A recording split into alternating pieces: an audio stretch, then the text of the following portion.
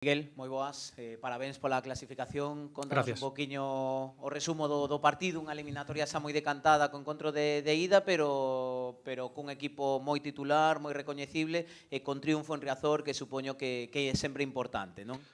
Sí, a nosa idea era competir o partido independentemente da eliminatoria que podía estar máis ou menos resolta, non? Nos esperábamos a un Tenerife máis ofensivo, con capacidade para poder facernos algunha ocasión de gol, e creo que saliron enchufados, e creo que nos poderon facer algún gol nos primeiros minutos. Creo que despois, a partir de aí, o equipo se tranquilizou.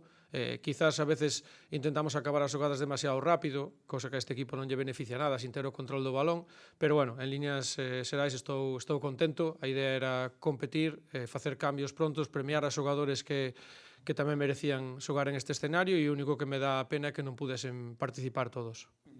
Dicías, falabas deses primeiros 5 minutos que les saíron con bastante forza, pero é certo que despois o equipo colleu xa máis o ritmo do encontro. Faltou o gol nesa primeira metade, pero na segunda chegaron os goles, non? De Rubén e de José, nunha moi boa contra, ademais, que supoño que tamén lle dá valor para ter eses aspectos, non? A ter en conta e o traballo tamén. Sí, a ver, creo que é importante que os rapaces acostumbren a conseguir goles ou a xerar ocasións en base a un modelo, unha forma de xogo, non? Despois, individualmente, son moi bons xogadores e calquera che pode resolver en un momento determinado do partido. No cómputo global, non teño máis que palabras de felicitacións para os xogadores, porque acabaron a Liga moi ben, e nestes dous partidos creo que estuveron a un nivel excelente, e o resultado final, 2-1, creo que tamén fai xusticia para eles, que merecen. No partido de ida, no de hoxe, tamén mereceron algún gol, e o 2-1, me deixa satisfeito, vou contento, e os xogadores están encantados coas súas familias celebrando aquí en Riazor.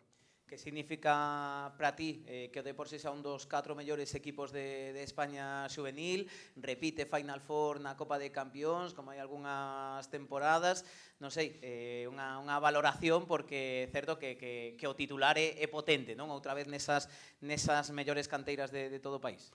Sí, a ver, que vou a decir que o merecen. Creo que eu vexo traballar aos rapaces no día a día, vexo o que se fai en Abegondo, vexo o que o club nos aporta en instalacións en Abegondo, e iso é o que che deixa contento e tranquilo. Eu quero máis. A ambición está aí, estou ilusionado, estou contentísimo de estar entre os 4 mellores de España, pero creo que é un momento de exixir tamén máis aos xogadores, porque creo que están preparados e capacitados para pelear con calquer equipo. Veremos quen nos toca no sorteo. É un premio grandísimo para o traballo, e xa che digo, quero máis. A esta hora temos confirmados o Betis, o Real Madrid, falta por saber ese Barça-Valencia, que ia 3-0 gañando o Barça, empatou o Valencia, que é unha proba tamén, non, do nivel, nunha segunda metade espectacular do cadro che, e a falta de confirmación dese cuarto rival, o certo é que o cartel é moi poderoso, non?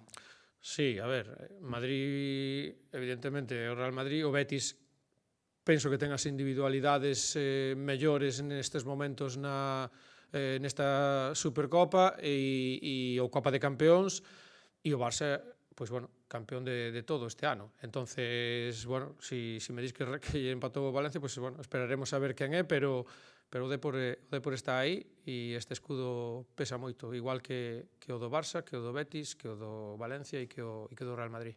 Tes algunha preferencia? O ano que saiu campeón o equipo, a verdade, que tivo Real Madrid-Barça, que é moi duro, pero non sei. Xa está, Real Madrid-Barça, xa está. Xa o dixeches ti, é o que queremos.